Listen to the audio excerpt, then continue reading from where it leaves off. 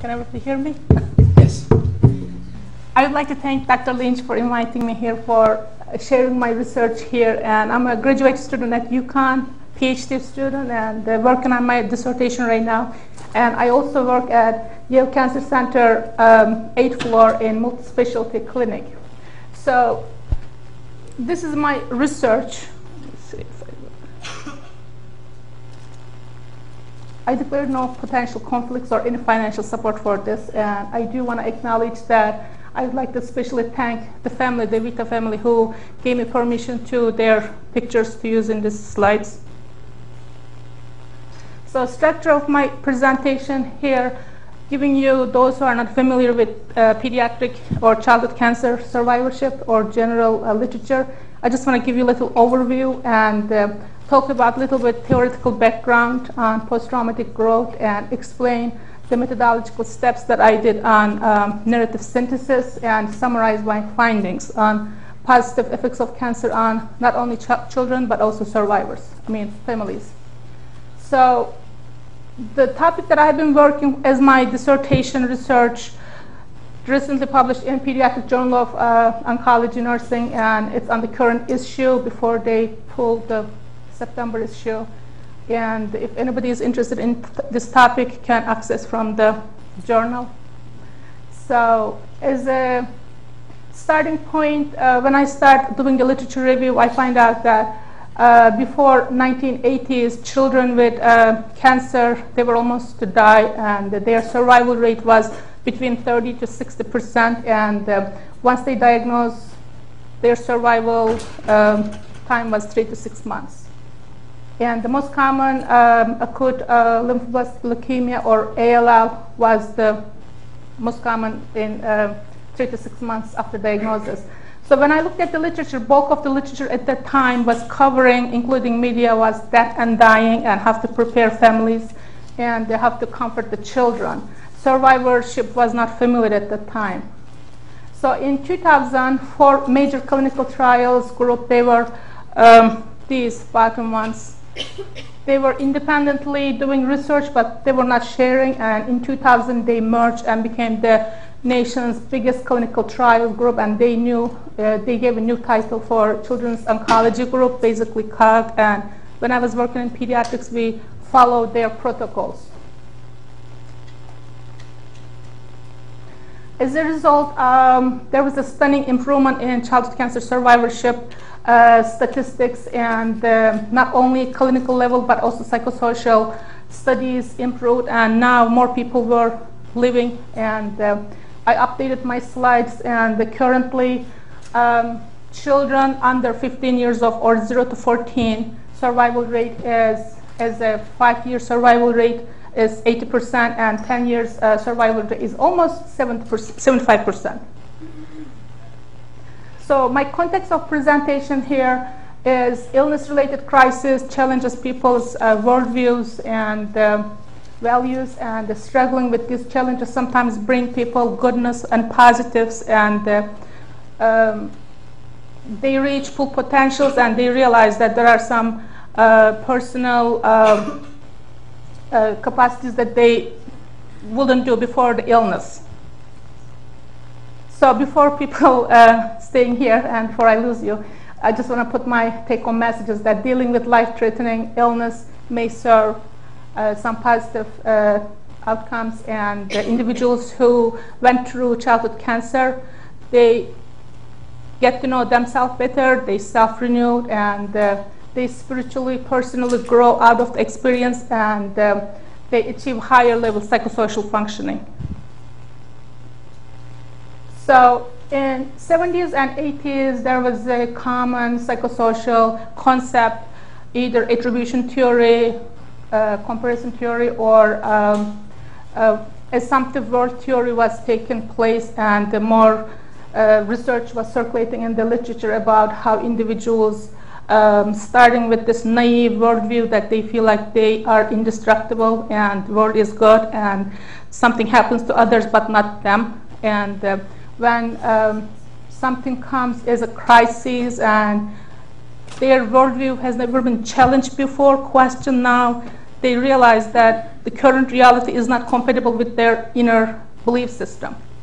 So psychosocial researchers studied all those adult cancer survivors, and then slow by slow in early or mid-1990s, positive outcomes of research started circulating in the literature, and this post-traumatic growth is a kind of like an umbrella term by two clinical psychologists from North Carolina, Dr. Richard Tedeschi and Lawrence Callahan, published their first book in 1995, and then they start inviting all leading psychologists, and in 2004 they actually formed this new name as a post-traumatic growth.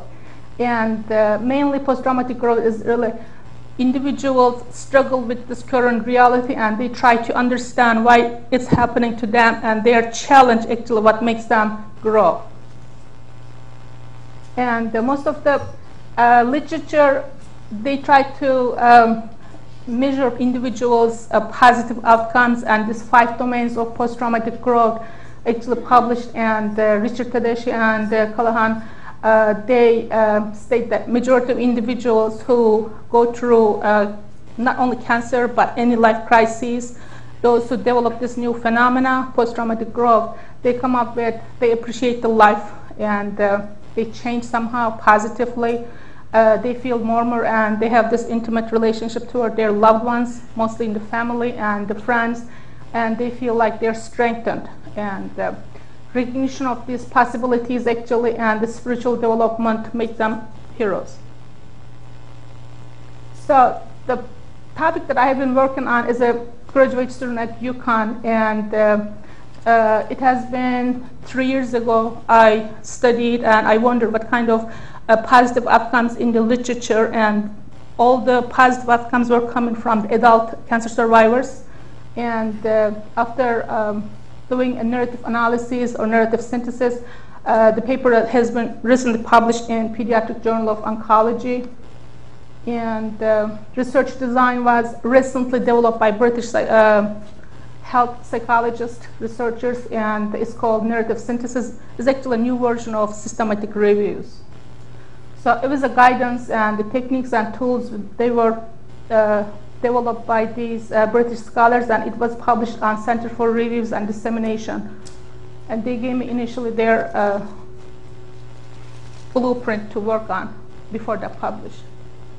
So narrative synthesis, according to these scholars, is an approach to synthesizing multiple findings together, and looking at whether this is qualitative or quantitative, extracting all the information from the published literature, and synthesizing by using text and words, and giving kind of telling the story. The aim of the study initially when I started was to examine existing literature, what is available in the literature about the positive outcomes in children with cancer and their families. So I set the criteria at the time that any published paper has to be in English, and the focus of the topic is going to be on childhood cancer survivors, but positively. And if those who do not focus on positive outcomes, I wanted to see if there are any positive single growth outcome was listed on the as a result section. And because I couldn't find any studies, so there was no date restriction applied, so I tried to kind of dig the literature as much as possible, and these are my findings.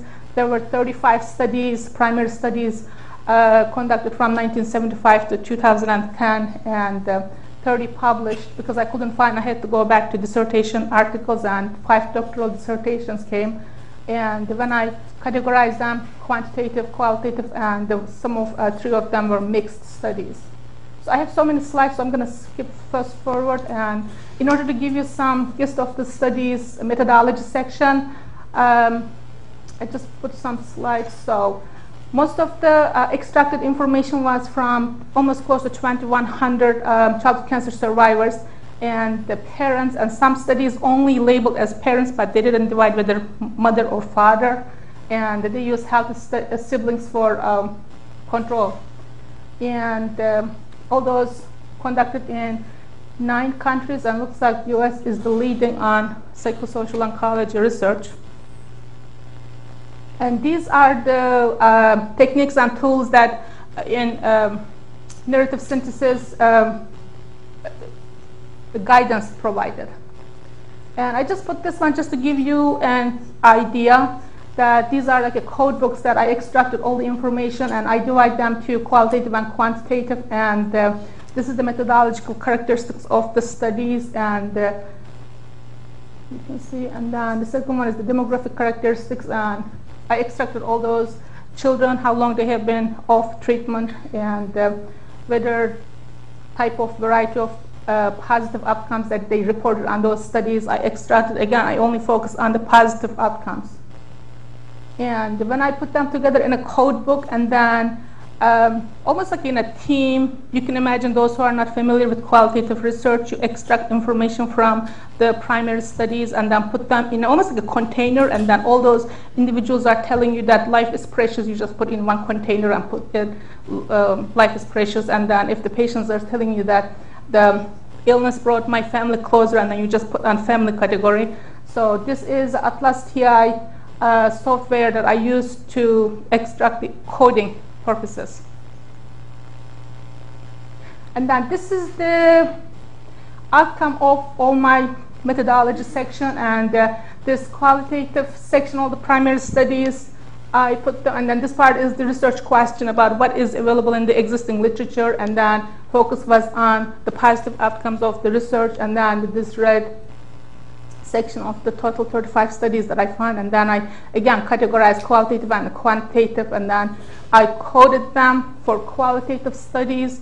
In order to get the richness of the studies, I extracted quotations from qualitative studies, and quantitative studies I only extracted or summarized all those percentages, how many people responded to surveys when the researchers were asked them. And then this corner, this section is all synthesized. I put them together, and then I found 5 major categories on the research. So this inner growth is really the post-traumatic growth, and these are the categories, almost like if you imagine like containers, and then all those life, self, and the family, and the meaning making. So it was a long, very overwhelming study, research, but finished, and these are my findings. So I find out in 5 core teams, or 5 teams emerged after the study, and then I So meaning making was the number 1, and appreciation of the life and greater self-knowledge and positive attitudes toward others, and I divide them whether this is like family or generalized. And then most of the patients on the studies, they said that because of the science, how much they impacted their life, they owed them, and then they feel like they needed to give something back to society. And I will start with meaning making first. So individuals who are diagnosed with cancer or any life crisis, before coming that level, we all have this naive worldviews. We feel that we are indestructible and we are good and world is good, everything makes sense. Our worldviews are not questioned and they are not challenged. But when we face with any challenge, we start wondering because the current reality is not compatible with what we believe. And individuals start asking, why me? Why am the one who is chosen opposed to someone else? And individuals constantly searching for meaning. They're trying to make a sense. And clinical psychologists who studied this last 20, 30 years, and Dr. Park, Crystal Park, is at University of Connecticut Psychology Department. I took seminars with her as an independent study, meaning making, and at the time she was working on her theory on meaning making theory. So meaning making is individuals or survivors coming to understand at the end of their challenging struggle to make meaning of their experience. And they finally realized that some individuals find some meaning in their religious views, some individuals find a different perspective, and some individuals just, they find that they're special, and this all comes back. So again, this was, most parents reported that they were puzzled when they heard their child has cancer, and those individuals who actually never heard the cancer in their family members, and the parents were really puzzled, and they start questioning, and in literature these existential questions are coming up as whether the God is punishing them, they did something in the past, and or some of them felt that God let them go. And so positive mean, when I put them together on all those individuals who made some sense with their illness or event, I divided them in 5 categories, but really this first 3, religious meaning-making through being special, and meaning-making through benefit finding, they had some explanations to do, because individuals find in their experience that somehow they were survived because of how they find the meaning, and the last randomness of event, and there's no answer or unable to find answer, those who are suffering, but by the time the study done, they finally said that there's no answer, I cannot find, so they moved on. And then I'll just go slowly from now on. So in religious meaning-making, the families who could not find any meaning in this senseless event, they actually found some explanation through their religion. And they somehow felt that God was still watching them. And this newfound meaning actually expressed in explicitly some parents, and some individuals expressed in philosophical. But what's interesting, I find out that some children who felt that they were special, but that specialness was not really part of this the religious related.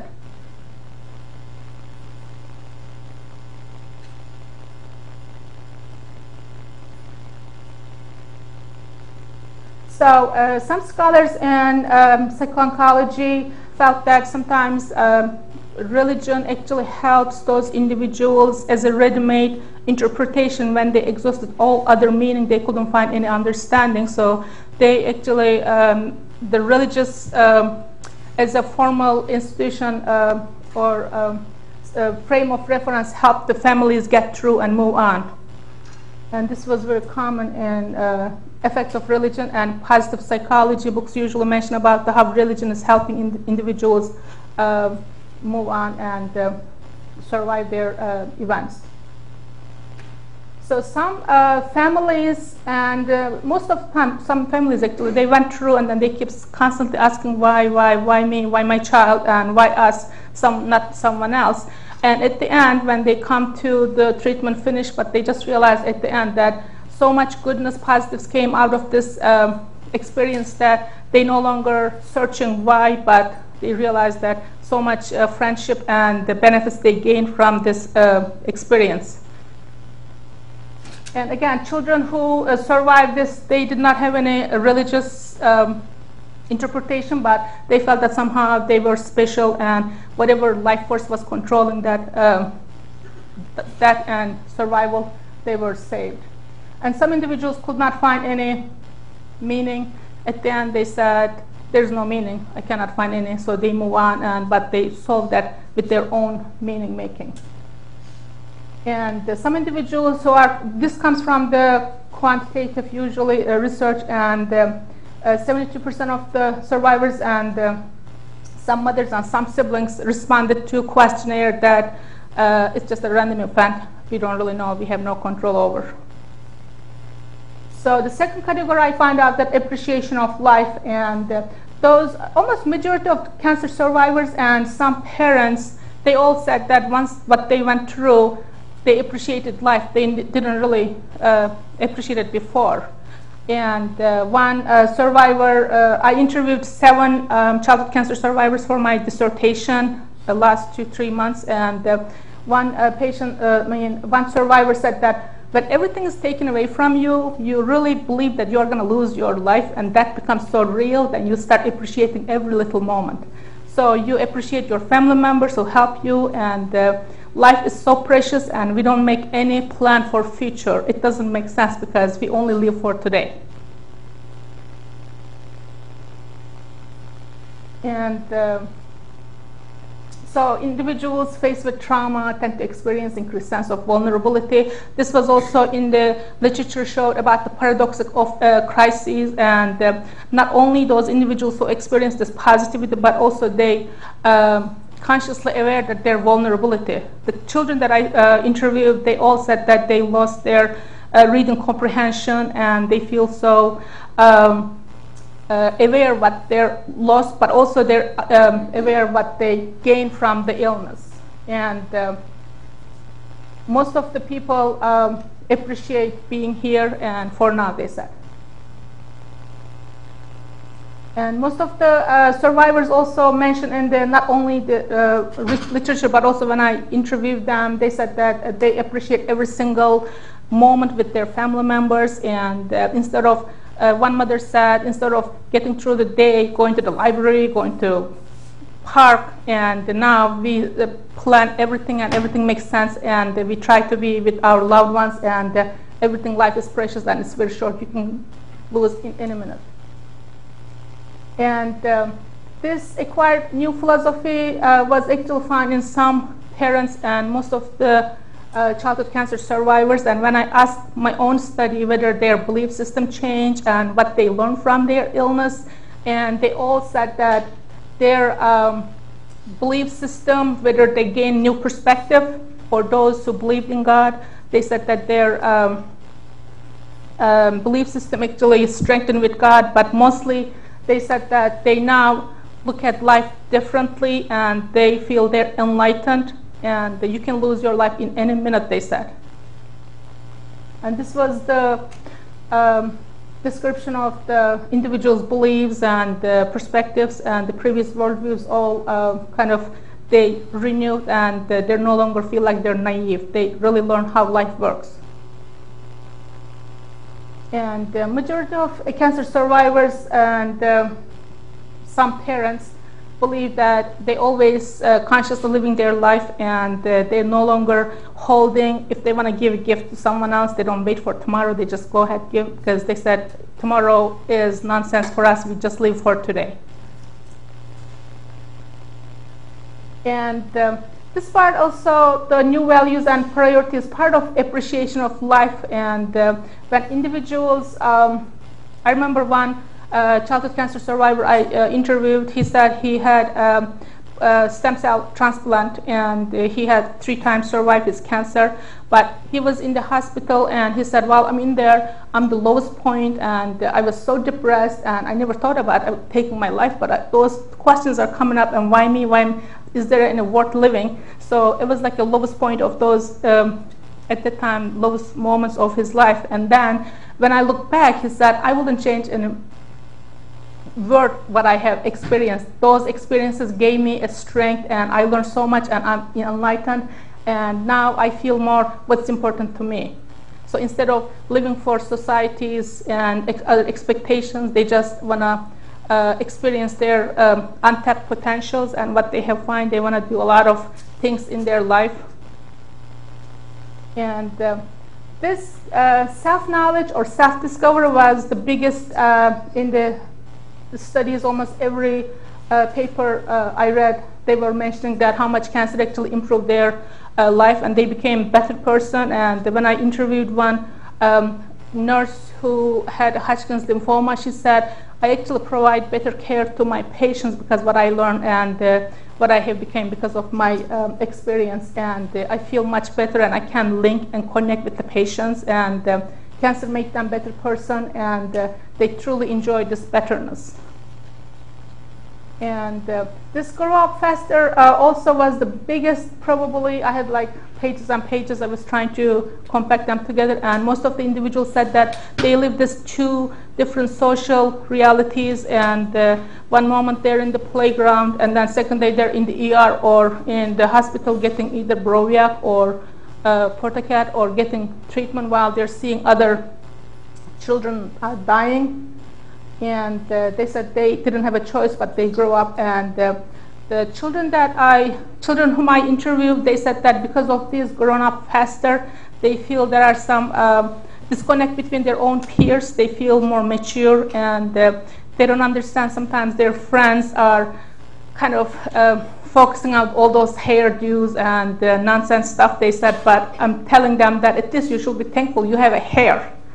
And they're all focusing on all those less important things, and they grow up, but they enjoy being that maturity. And again, even when I'm working in the clinic, I usually tell the families that sometimes you get appreciation from the illness experience, and then everything becomes clear, and illness brings your family closer together. And most patients, am I on the phone right now? Almost done? Okay. So majority of the survivors reported that their experience with childhood cancer really give them appreciation for life and bring family together, and they get to know themselves and what's important in life, and they all put on greater value on their relationship. And most of them also stated that actually they were survived because of the medical miracles, and then they wanted to give back to society, and almost all individuals wanted to contribute, whether American Cancer Society or doing some volunteer job. And so they became more sensitive, empathetic, and compassionate for other people's needs. And so I just put these implications for clinical purposes. So I'm hoping that there were so much topics to cover, but I couldn't really get through. So I'm hoping that this whole new research and post-traumatic growth will enhance, whether creating new interventions for those who are unable to cope with themselves, and help for rehabilitation purposes, and kind of guide the health promotion and all those individuals who are working with childhood cancer or any other illnesses. So in conclusion, I just put this one. I was reading this Harvard anthropologist, Mirror for Man. He was talking about the anthropology, how much that changes, and then anthropology goes out to uncivilized places, and then he actually comes back getting to know himself better. And thank you so much. Thank you. Thank you very I much. hope I convinced you that there are sometimes as much as bad, but then goodness comes from the life-threatening crises. Thank you very much. Given the hour, if there's some questions, people can come up and ask you. But thank you very much. We appreciate it. I appreciate for inviting me here.